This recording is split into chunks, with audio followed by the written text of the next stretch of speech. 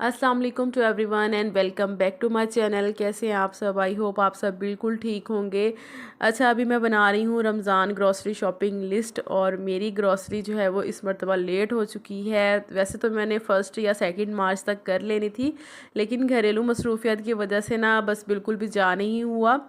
तो आज जब मैं सुबह में उठी ना तो मैं बड़ी परेशान थी। मैंने कहा भाई इतने कम दिन रह गए हैं रमज़ान में और मैंने अभी तक ग्रॉसरी शॉपिंग ही नहीं की।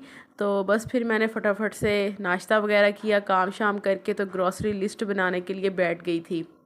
अच्छा, ग्रॉसरी लिस्ट अगर आप बनाकर लेकर जाएँ ना साथ तो आपको बहुत ज़्यादा आसानी हो जाती है, यानी कि आप हर वो चीज़ ले लेते हैं जो आपकी ज़रूरत होती है।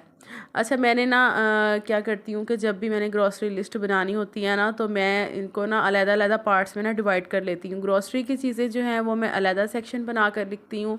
जो वेजिटेबल्स की होती हैं उसका अलग सेक्शन बनाती हूँ और उसके बाद जो दालें होती हैं उनका अलहदा से और मसाला जात जो होते हैं उनका अलहदा से सेक्शन बना कर ना तो फिर लिखती हूँ, तो फिर ज़रा आसानी भी रहती है और हर चीज़ मुझे जो है ना वो याद आती रहती है कि अच्छा ये भी ख़त्म है, ये भी ख़त्म है। और रमज़ान के महीने की ग्रॉसरी शॉपिंग बाकी महीनों की निस्बत थोड़ी ज़्यादा होती है, तो अगर इसकी लिस्ट वगैरह बना ली जाए तो ज़्यादा बेहतर है, आपको शॉपिंग करने में आसानी रहती है। और मेरे ख़्याल से तो अब आप सब ने शॉपिंग कर ही ली होगी ग्रॉसरी की, तो मैं ही इस दफ़ा आई थिंक लेट हो चुकी हूँ, तो इंशाल्लाह आज मेरी भी ग्रॉसरी कंप्लीट हो जाएगी। तो बस जब मैंने ये सारी लिस्ट वगैरह बना ली थी तो उसके बाद हम लोग निकल चुके थे ग्रॉसरी के लिए। ग्रॉसरी शॉपिंग आपके साथ भी शेयर करूँगी और इंशाल्लाह आज का व्लॉग आप लोगों के लिए बहुत ज़्यादा यूज़फुल होगा और आपको पसंद भी आएगा। तो सबसे पहले जी चलते हैं शॉपिंग पर।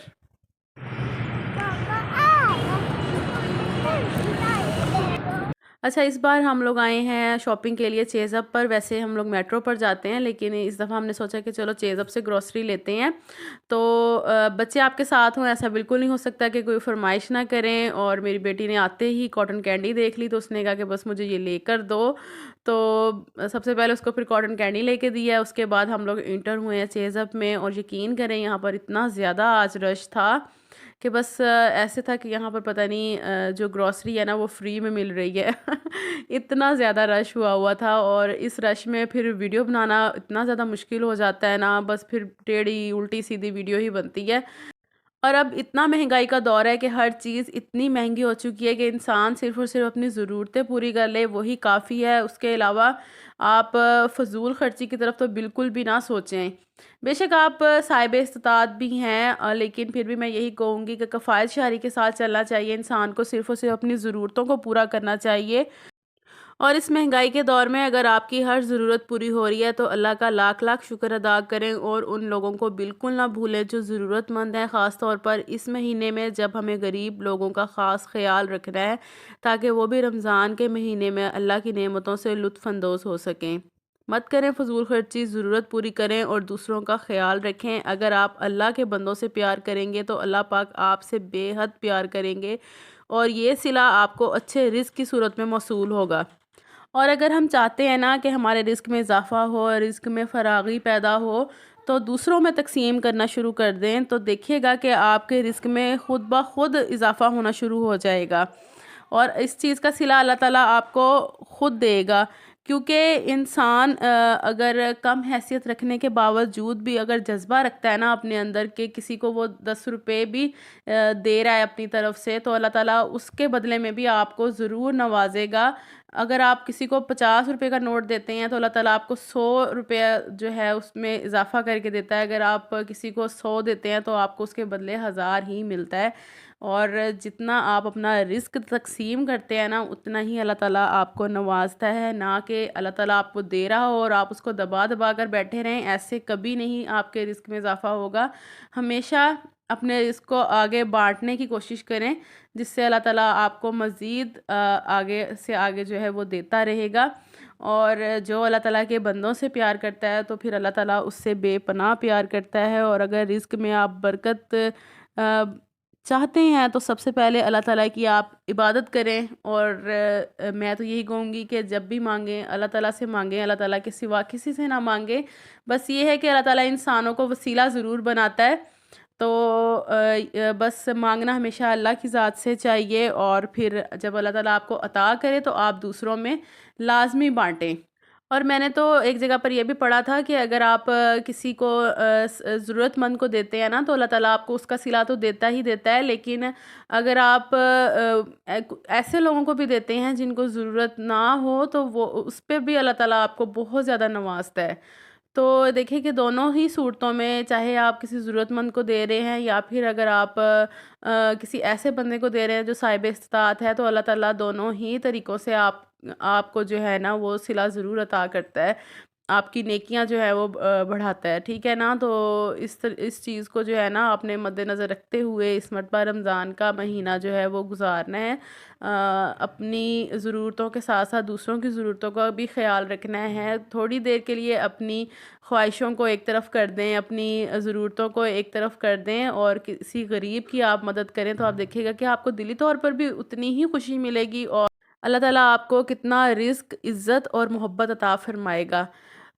तो इस टॉपिक पर बात करने का मकसद मेरा ये था कि देखें कि हम लोगों ने अपने घरों में अपनी ज़रूरियात को पूरा कर लिया है और अपना सारा इंतज़ाम जो है हम कर रहे हैं और कर चुके हैं अक्सर लोग, लेकिन हमने अपने इस पाक महीने में, बाबरकत महीने में गरीबों को बिल्कुल नहीं भूलना, उनका भी ख़ास ख्याल रखना है। और उनका जब हम ख्याल रखेंगे तो फिर हमें इस महीने का सवाब डबल मिलेगा।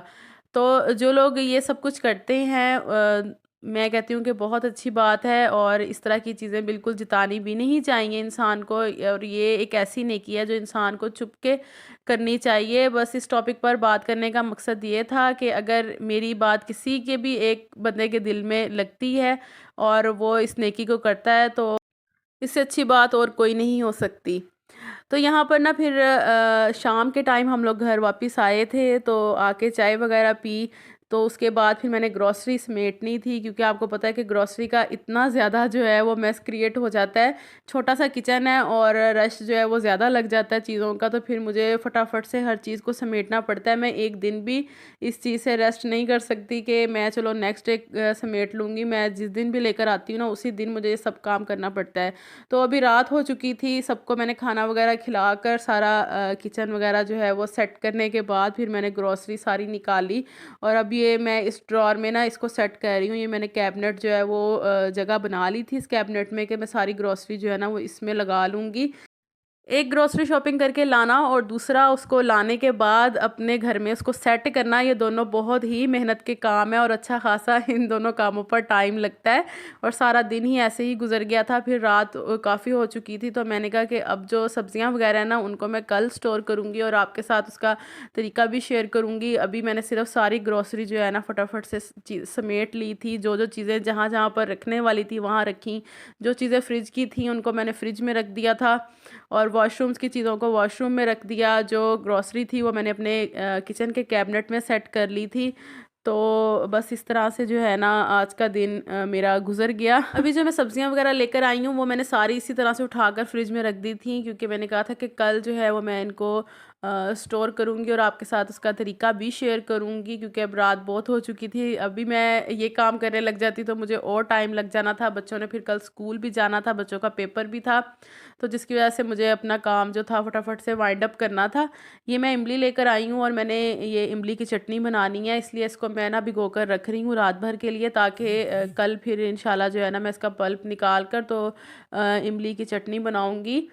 तो बस आज का ब्लॉग यही था और इंशाल्लाह कल ब्लॉग में आपके साथ फिर मुलाकात होगी। अपना बहुत ख्याल रखिएगा और मेरे चैनल को सब्सक्राइब लाजमी कर दें, वीडियो को लाइक भी कर दें। अल्लाह हाफिज़।